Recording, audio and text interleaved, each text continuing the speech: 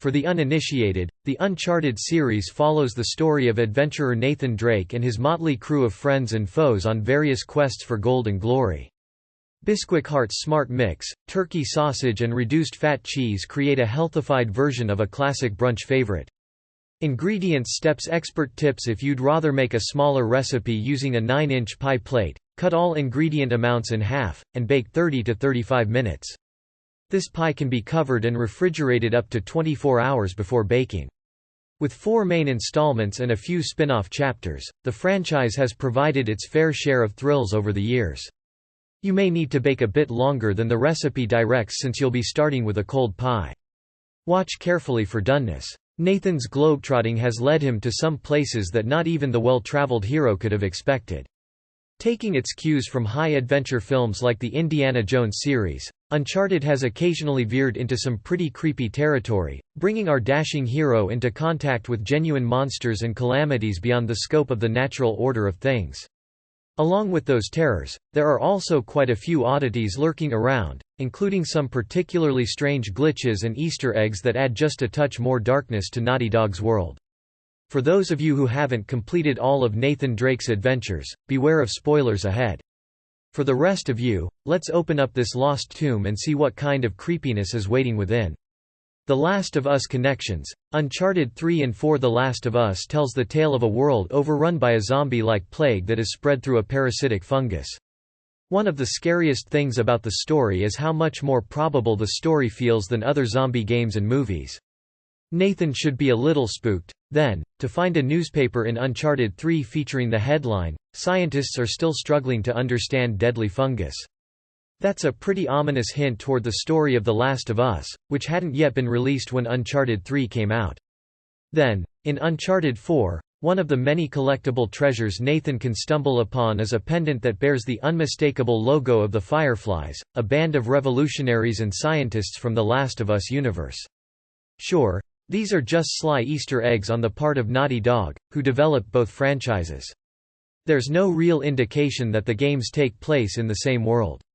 Then again, for the more conspiracy-minded players out there, it could mean that Nathan and Elena's happy ending won't stay that way for too long. The mummy bombs of Libertalia. Uncharted 4. While searching for the lost pirate colony of Libertalia, Nathan Drake and his cohorts come to learn that Captain Henry Avery, one of the founders of Libertalia, was a pretty bad guy. Pirates and adventurers came from the world over to seek out Libertalia, only to find it was an elaborate trap.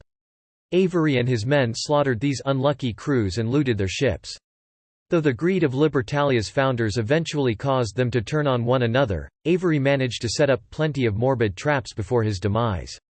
The most prominent of these traps may be the mummy bombs. In easily the creepiest scene in Uncharted 4, Avery left behind dozens of his enemies' bodies twisted into directional signs and various other horrid decorations. The others were tied to posts and filled with gunpowder, their mummified corpses used as human-sized bombs. These would be set off if anyone came too close to them, which meant, if you think about it, that Avery knew the mere sight of a dead body wouldn't be enough to ward off would-be thieves. No, he had to go the extra mile and weaponize these poor souls. The many, many deaths of Nathan Drake. Nathan Drake is a lucky guy. Sure, not everything goes according to plan for the daring explorer, but it's nothing short of a miracle that he's been able to wriggle his way out of so many death traps and firefights. Then again, players can see what happens when he doesn't, thanks to some truly gruesome death animations sprinkled throughout the series. For one particularly intense example, let's take a look at a scene from Uncharted 2. A trap has been triggered that brings a ceiling full of spikes down on Nathan and his partner Chloe. If Nathan shoots out the gears operating the trap, then he and Chloe will be able to escape.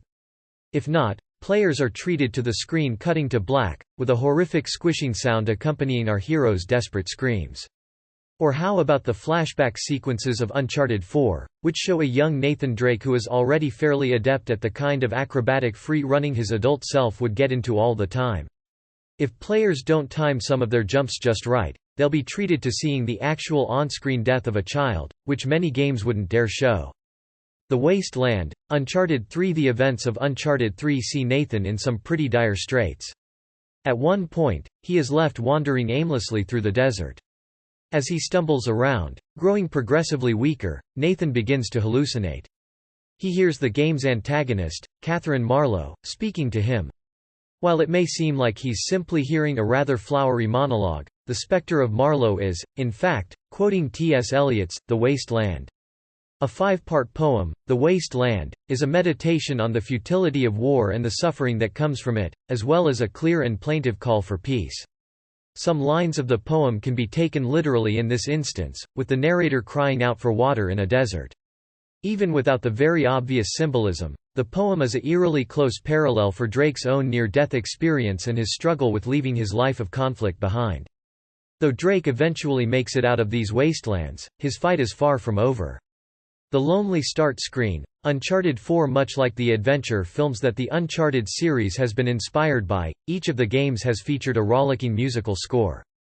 In fact, the first 3 games in the series featured a piece of music called Nate's Theme over their title screens. Nate's theme feels like the opening of a grand adventure, the start of something both treacherous and glorious. It gets players immediately hyped to jump into Nathan Drake's latest exploits. Standing in stark contrast to these rousing start screens is the one that kicks off Uncharted 4, A Thief's End. Not only is there no title on the screen, but there's no music, either.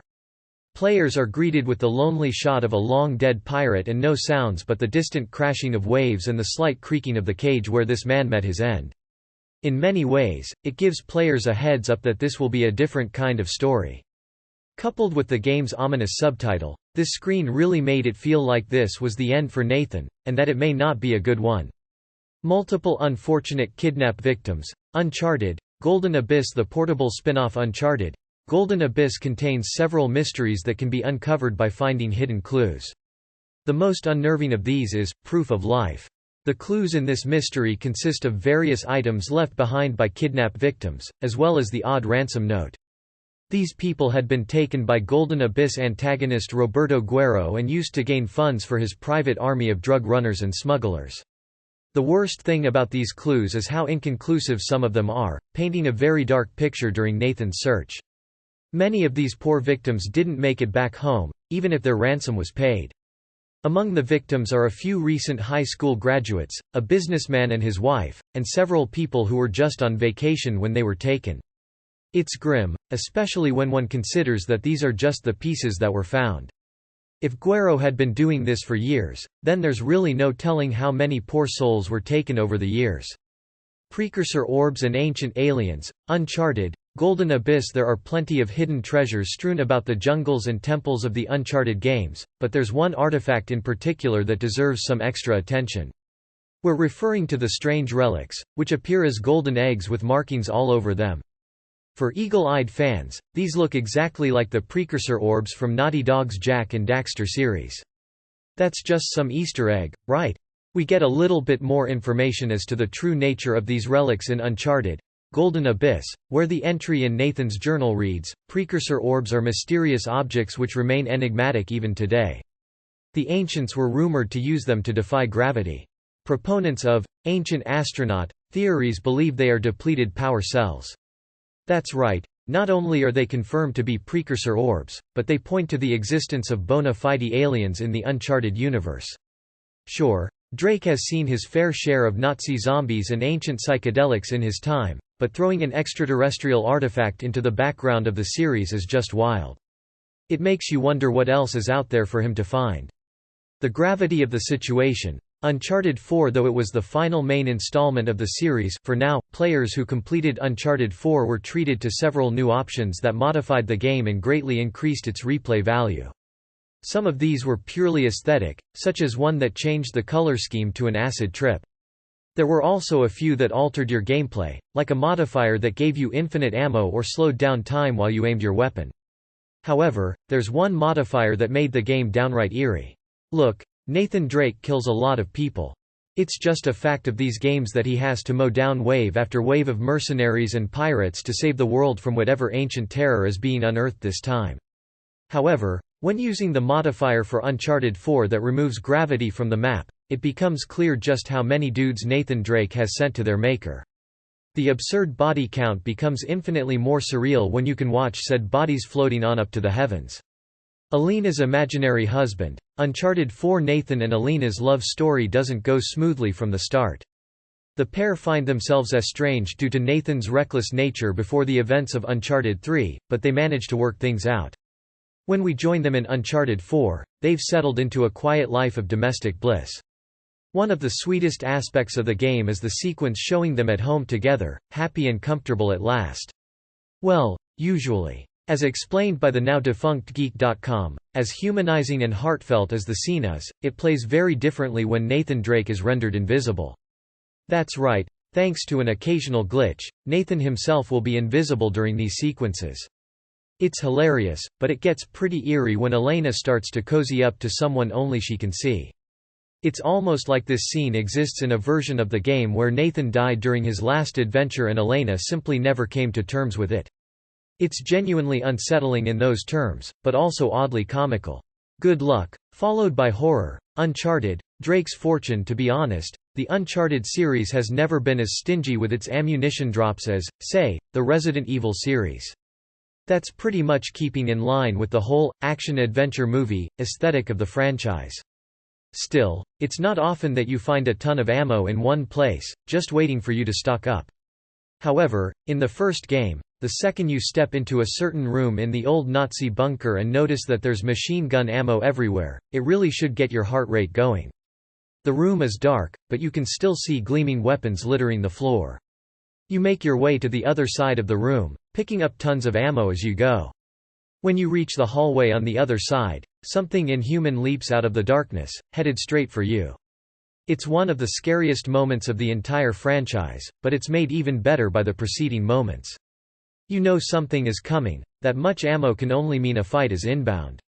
But until it rears its ugly head, all you're left with is darkness and a ton of bullets.